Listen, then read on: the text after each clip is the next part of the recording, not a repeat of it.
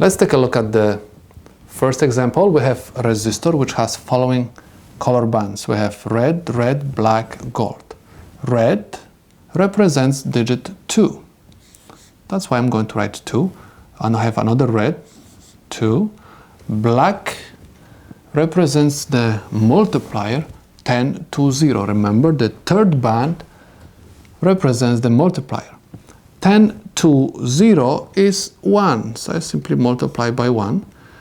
And gold represents the tolerance, because the fourth band represents the tolerance, plus minus 5%.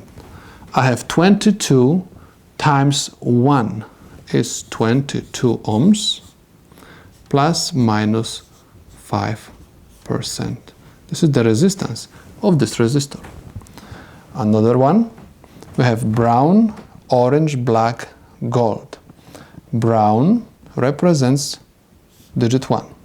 Orange represents digit 3. Black at the third position is my multiplier.